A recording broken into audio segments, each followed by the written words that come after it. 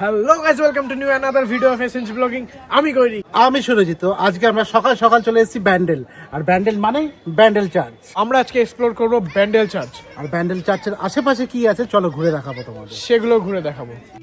Bandel church আসতে গেলে আপনাদের ব্যান্ডেল জাংশনে চলে আসতে হবে। আর এই ব্যান্ডেল জাংশনে কিন্তু আপনারা শিয়ালদা বা হাওড়াগামী যে কোনো প্ল্যাটফর্ম থেকে আসতে পারেন। স্টেশন থেকে বেরিয়েই কিন্তু আপনারা টোটো পেয়ে যাবেন, অটো পেয়ে যাবেন।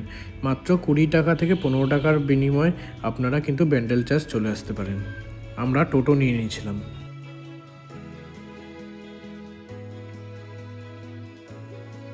এই ব্যান্ডেল চার্চের পুরো নাম কিন্তু ব্যাসিলিকা অফ দ্য হোলি রোজারি। পশ্চিমবঙ্গের প্রাচীনতম চার্চের মধ্যে কিন্তু এটি অন্যতম।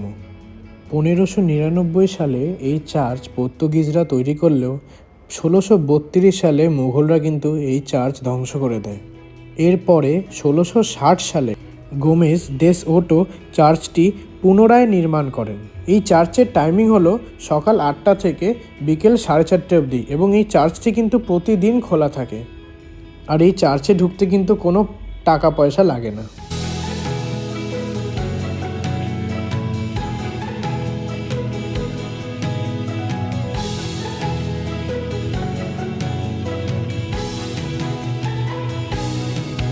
চার্চের সামনে এই মাঠটি কিন্তু অনেক বড়।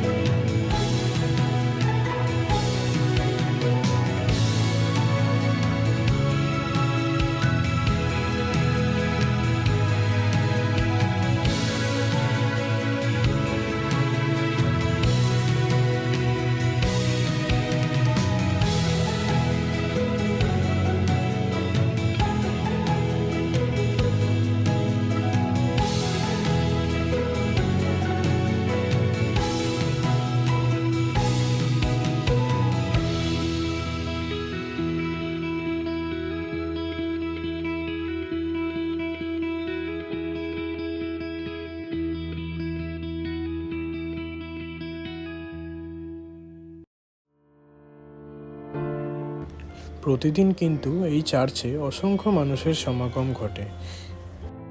পরিবার, বন্ধুবান্ধব, আত্মীয় স্বজন সবাই কিন্তু একসঙ্গে এখানে আসতে পারেন আপনারা। আশেপাশের পরিবেশটা খুবই সুন্দর। চার্চের একদম উপর থেকে দেখলে মন জুড়িয়ে যাবে আপনাদের।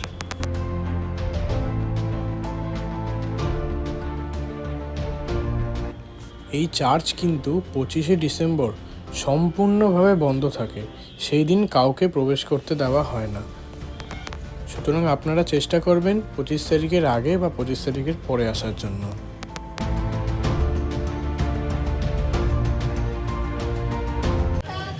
ভিডিওগ্রাফি ভিতরে অ্যালাউড নয়, কিন্তু আজকে আমরা কিছু স্পেশাল পারমিশন চেনাশোনা ছিল বলে আমরা কিছু ভিডিও ভিতরে করতে পেরেছি।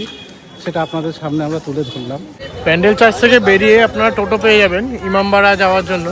কিন্তু এর পাশে আশেপাশে অনেকগুলো হোটেলস আছে যেখানে কিনা আপনারা খাবার দাবার পেয়ে যাবেন, দুপুরবেলা লাঞ্চ করতে পারবেন। ব্যান্ডেল চার্চ থেকে বেরিয়ে আমরা একদম চলে এসেছি ব্যান্ডেল চার্চে উঠতে গিয়ে একটা রেস্টুরেন্টে দুপুরে লাঞ্চটা করে নেবো। আমরা এখানে নিয়ে নিয়েছি ডিম কারির একটা মিল।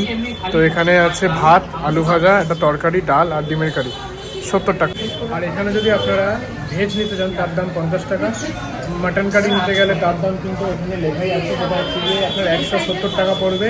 130 টাকা চিকেন কারি, আর ফিশ যদি নিতে চান তাহলে কিন্তু আপনাদের 90 টাকা দিতে হবে। তো আমাদের এখন লাঞ্চ কমপ্লিট হয়ে গেছে। আমরা এখন টুয়ার্ডস ইমামবাড়ার দিকে যাবো। আমাদের আমরা এই পর্বে ব্যান্ডেল চার্চটা ঘুরিয়ে দেখালাম, আমরা পেট পূজা করলাম। এই পর্বে আমরা ব্যান্ডেল চার্চটি ঘুরে দেখালাম। পরবর্তী পর্বের জন্য অপেক্ষা করুন এবং পরবর্তী পর্বে আমরা ব্যান্ডেলের বাকি জায়গাগুলো ঘুরে দেখাবো।